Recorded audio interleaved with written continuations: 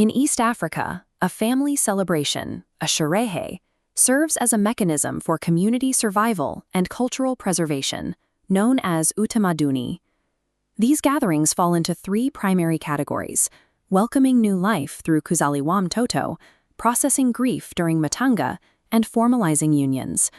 The most complex of these are traditional marriages, known as ndoa or harusi. Events like the kwanjula or kuhingira require precise coordination, resources, and deep cultural knowledge. When Senior 2 learners try to describe these elaborate events in Kiswahili, they often hit a wall. They attempt to map the scene using direct translations of English prepositions and basic verbs, which causes their sentence structure to collapse. To accurately map the geography of an event like a kwanjula, you have to discard English grammar entirely. Instead, you apply the Kiswahili spatial containment model, known as the pa-ku-mu noun classes. Once you establish exactly where an event is happening, you can use the language's specific verb suffixes to describe exactly how the actions themselves are changing. Mastering these two tools shifts a learner away from rote memorization, allowing them to construct complex, culturally accurate descriptions of their own surroundings. A common error among learners is treating pa, ku, and mu as interchangeable words for here or there. The Kiswahili locative system is a precise geometric coordinate system. It forces you to choose between a pinpoint, a radius, or a contained volume. The pa class indicates mahali zahiri. This is a sharp, specific XY coordinate. In the context of our kwanjula, pa designates the exact woven mat where the bride is required to kneel. You apply this structurally by saying, pahali hapa ni pazuri, meaning this specific place is good. The ku class functions differently. It points to mahali kusiko zahiri, a general zone, area, or direction. Looking back at the celebration compound, ku captures the wide radius of the entire guest tent area. Finally, the mu class is strictly for volumetric containment, or ndani, the inside of a space. If you need to refer to the interior of the house where food is kept, you use mu. By selecting pa, ku, or mu, a Kiswahili speaker forces the listener to instantly calculate the spatial boundaries and physical relationships of every object in that scene. Once the location is mapped, we have to describe the actions taking place. Kiswahili accomplishes this through myamboliko wa vitenzi, or verb extensions. Instead of memorizing thousands of separate verbs, you attach specific suffixes to a base root word. This mechanic alters the syntactic state of the word without ever needing an auxiliary verb.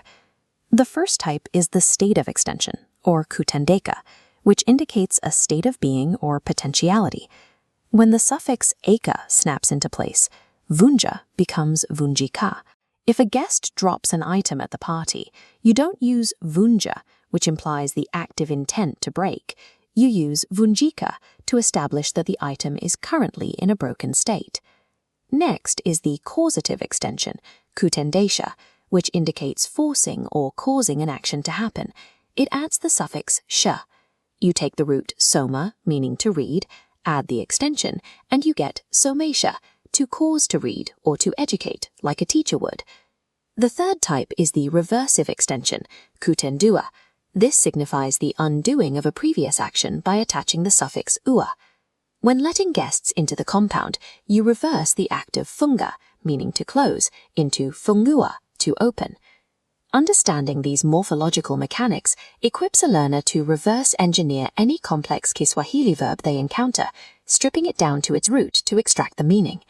Because Kiswahili relies heavily on precise root structures, poor pronunciation creates structural failures in meaning. This introduces the danger of vitate, words that sound nearly identical but carry different definitions. A common error is confusing kua, the biological, physical growth of a plant or child, with kua, the state of being or becoming. Another trap is fua, the act of washing clothes, versus vua. As you can see, vua refers to harvesting from the water. Mixing these up breaks the internal logic of a sentence. And during a celebration, you might intend to say pata, to obtain something, but end up saying bata, the word for a duck. Kiswahili is a structural language. Sloppy pronunciation causes a direct failure in communication. We return to the Kwanjwala to examine the vocabulary of cultural values, particularly the exchange of mahari, or bride price. Mahari is a mandatory cultural gesture-dect that formally unites the two families. It establishes a bond of mutual responsibility. Because ndoa, or marriage, carries heavy cultural weight, it requires extreme emotional and psychological maturity. Rushing into mapenzi kabla ya ndoa, premarital relationships, introduces immediate physiological risks, starting with the probability of contracting STIs and HIV/AIDS. These early physical risks trigger cascading socioeconomic consequences.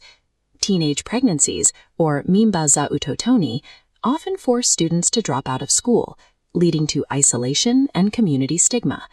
This intense pressure places severe stress and depression, masongo wa mawazo, onto youth who lack the resources to handle it.